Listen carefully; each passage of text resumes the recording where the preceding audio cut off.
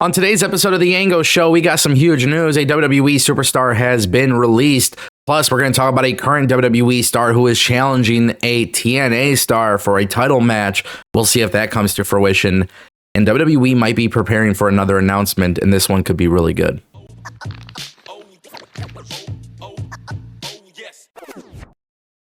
What's going on, everybody? Welcome back to the Ango Show. If you guys like wrestling news, rumors, analysis, scorching hot takes, then this is the channel to subscribe to. Trust me, there's things that we have been talking about a year ago that are now happening on WWE television. You don't want to miss a video. I want to kick things off with WWE potentially having another announcement regarding a international PLE. WrestleVotes was recently talking about this on Sportskeeda's Backstage Pass. And basically, he noted that he heard a rumor within WWE that they could be holding an international premium live event in July 2025. Now, at this time, WWE has not confirmed any news. However, what is really interesting here is that Italy and Mexico have been rumored for a WWE PLE. And the rumor was that we could potentially see it happen this year. Now, what makes everything more insane is July is roughly the time of year in which we get the Money in the Bank premium live event.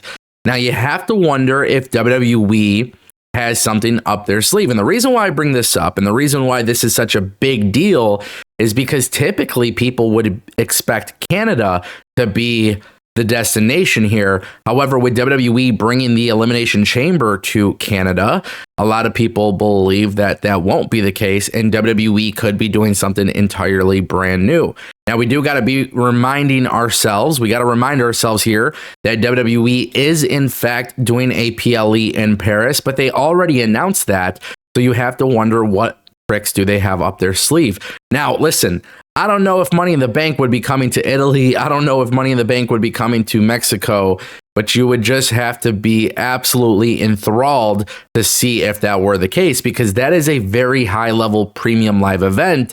Some people argue that Money in the Bank is considered the top 4 or top 5 PLEs for the WWE. And obviously bringing it to an international market, especially one like Italy or Mexico, would be a massive deal. Now, me personally, I don't think that's what we're going to get. I think WWE, they're going to do some international events. I don't think WWE will do that with a premium live event like Money in the Bank. But you never know. I could be entirely wrong. It's very interesting, right? I think WWE bringing a PLE outside of the United States for Money in the Bank would be massive. I think it could be a stadium show. We know that they've attempted it before. We saw the whole thing happen with Money in the Bank years ago. And then instead of a stadium, it went to a arena. But times have changed, man. WWE is on fire. If they bring it to an arena, that's cool. If they bring it to a stadium, even better. Let me know what you guys think down below. We're going to keep it moving. We're going to talk about Natalya. She just did an interview, which honestly it was such a great interview. She was talking about challenging Masha Slamovich. In this interview she did with Contralona, this YouTube channel did a whole bunch of interviews this past weekend with WWE 2K25 being the sponsor. And Natalya has basically come out and says that she really wants to have a championship match with Masha Slamovich. Masha, I'm coming for your championship. I'm coming for your championship. And that's the cool thing about challenging you right now. Masha, I think you're so talented. Listen, if you want to come down to the dungeon, this is an official invite for you to train. I'll try not to kick your ass too much, but yes, that's an invite.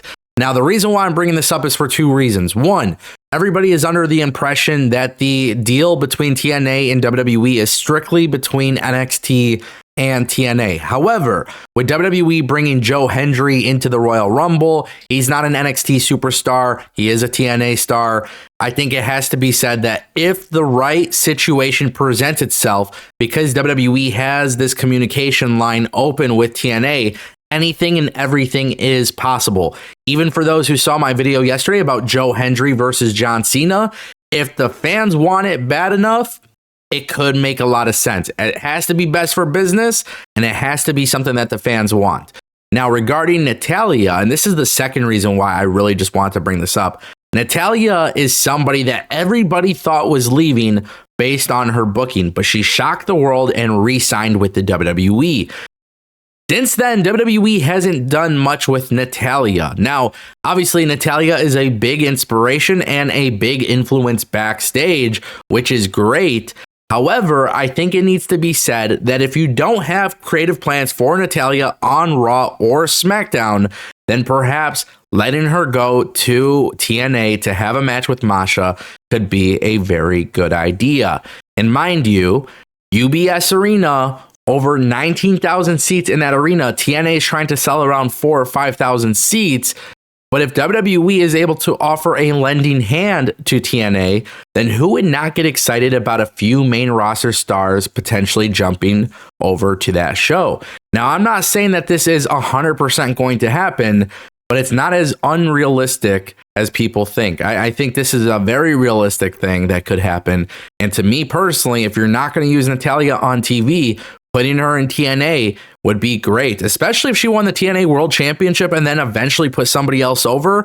That's a massive win for TNA. So definitely would love to see that happen. And that brings us to our final topic. WWE star Duke Hudson was quietly released in January 2025, and now it's coming out, and the reason behind it, it's very, very, very interesting. Duke Hudson basically... Fightful had reported and confirmed that Duke Hudson was released. Basically, now Dave Meltzer has come out and said, hey, he was a little surprised about the release, but one of the things that was kind of the reason for this release was the fact that he's 34 years old, and Triple H really just didn't see him as a main roster star. Listen, I'm going to be very honest with you guys. This is why I really, really love the idea of a healthy wrestling industry. Triple H, Paul Levesque has a crowded roster.